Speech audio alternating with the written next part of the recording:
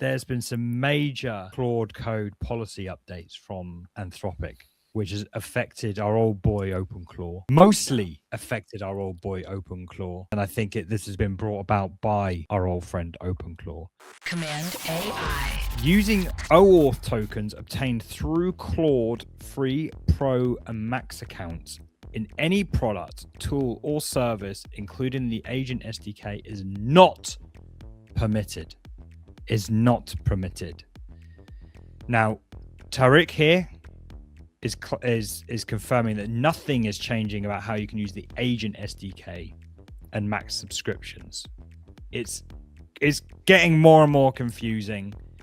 And you go in here, we want to encourage local development and experimentation with the Agent SDK and Claude P, which is a way of prompting Claude from the command line outside of Claude code. The point is, if we come to this thing here, free Pro and Max plans is intended exclusively for Claude Code and Claude AI. So they're subscriptions, because they're a huge discount on, the API usage. So they are only intended for Claude Code and Claude AI. And presumably Claude Cowork, but they need to clear that up. In any other product or service, including the Agent SDK, is not permitted and constitutes as consumer is against their TOCs. But this basically means that what a route to using OpenClaw is, you could use it through your Claude Code Max plan, which we spoke about at the beginning with that was the whole Peter's naming of Claude bot and all the rest of it. You just can't use it.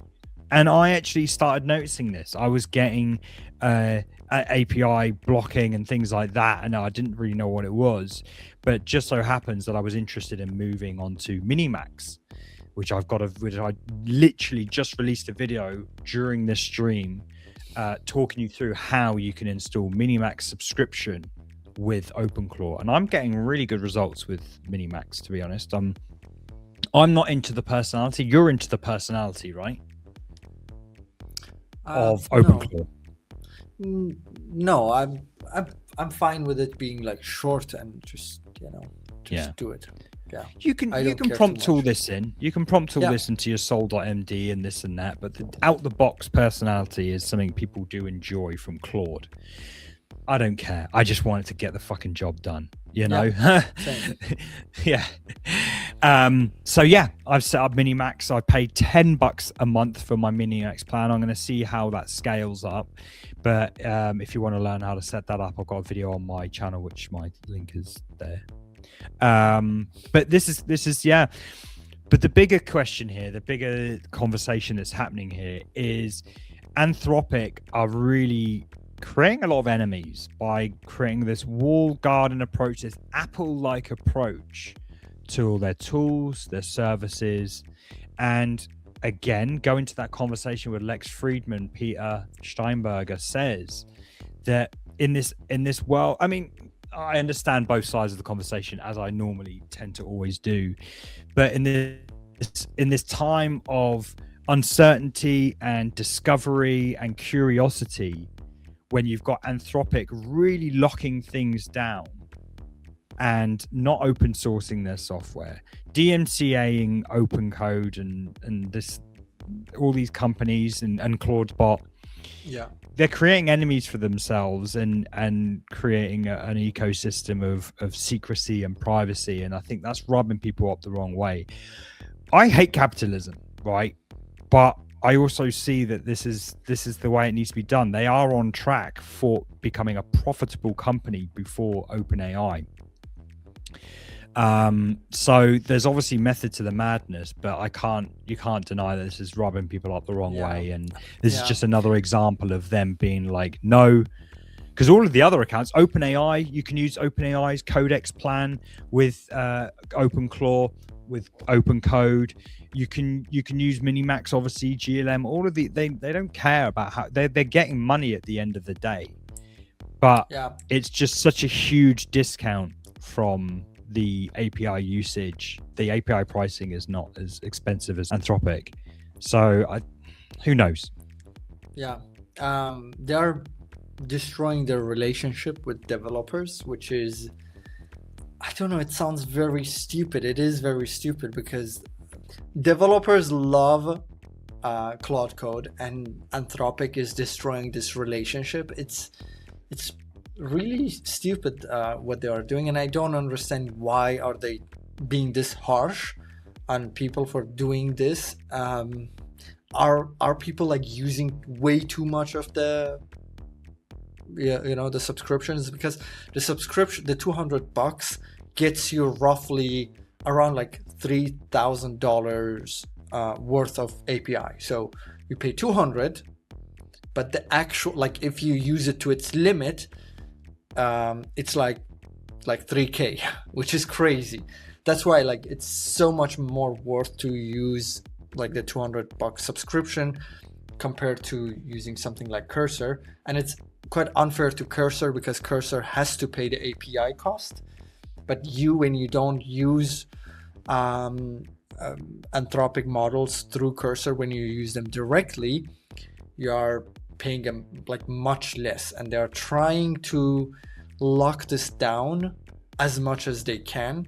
And I'm not sure because people are abusing it, or it's just that they're trying to be Apple, and it doesn't make sense to be Apple in this in this industry. Like AI, with you see, like you can just change whatever tool that you use just like that. It's so easy to switch. They can't build walls. That's my point. Like you cannot build walls with AI because the nature of the product doesn't allow you. I'm going to mention Webflow, right? Because this is the thing that I really dislike, or not dislike, that's the wrong word, because there are benefits to Webflow encapsulating you in their walled garden. However, the internet and web technologies are based on open standards and cross-pollination and interoperability, which these walled garden approaches just don't work with, right? I understand that they need to start somewhere, and maybe, well, I'll finish what I was going to say. It could be a question of subsidization, because a lot of people pay those $100 plans and don't actually use the tokens that they offer you. OpenCode makes damn sure you use those tokens because it's using them without your prompt. You're not it's just churning away, it's just doing stuff, and it's quite token hungry on top of that. So they're making less profit because people are actually using up their $100 a month plan. So it could also be that. But back to the Webflow thing. Like it helps when you, and Replit is also another example.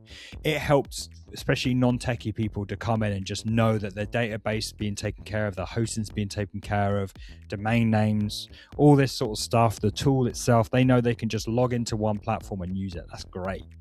But when you start to need more from it, it doesn't scale that well.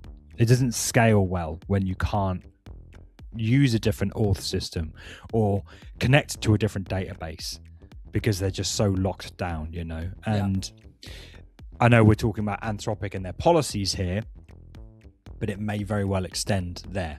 They might be locking it down just to learn, they might just be like, let's just keep a lid on things, let's see how things play out, and you never know, their master plan might be to open up everything, but they're very cautious. They're a very cautious company, so we could see a complete openness when things start to play out, when they've reached profitability, when we've figured all this shit out. But I don't know. This is part of a larger conversation on my show, Cmd+AI, which we stream live every single week. We discuss the news and all things related to AI in the world of design and web. Catch us next week and join in the banter.